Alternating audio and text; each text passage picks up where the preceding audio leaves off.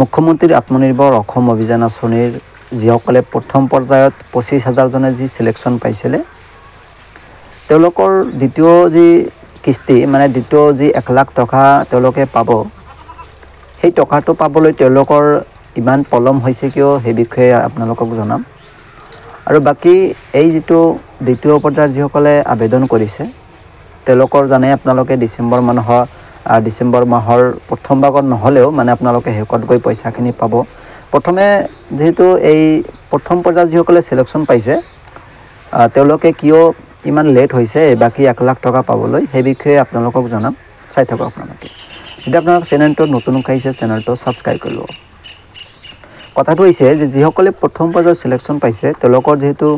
বাকি 1 লাখ টকা তেওঁলোকে পাব এতিয়া আৰু প্ৰথম পৰ্যায়ৰ যিসকলে 1 লাখ পাইছিলে তেওঁলোকৰ সেই 1 লাখ টকা কেনেদৰে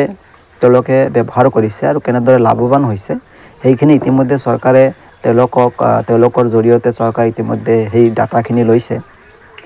এতিয়া কথা হৈছে যিসকলে এতিয়ালৈকে ডিআইসি অফিসত যোগাযোগ কৰা নাই আপোনালোকক কৈছো আপোনালোকে অহা সোমবাৰৰ ভিতৰতে আপোনালোকে ডিআইসিসি অফিসত যোগাযোগ কৰক অতি সোনকালে যোগাযোগ কৰিব আৰু এটো মানে বহুত গুৰুত্বপূৰ্ণ কথাটো আপোনালোকে ভালদৰে কামটো কৰিব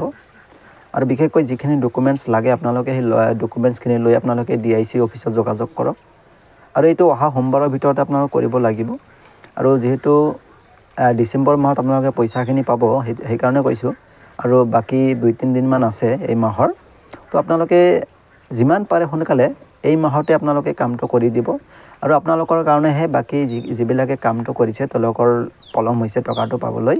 সেইকাৰণে মই অনুৰোধ কৰিছো আপোনালোকে যিখিনিয়ে এতিয়ালৈকে ডিআইসি অফিসত যোগাযোগ কৰা নাই মানে আপোনালোকে আপোনাৰ ডাটাখিনি সাবমিট কৰা নাই আপোনালোকে ডাটাখিনি সাবমিট কৰক তাৰ পিছত আপোনালোকে আটাই এই পইচাখিনি পাই যাব সেইকাৰণে কৈছো আপোনালোকে চিন্তা কৰিব নালাগে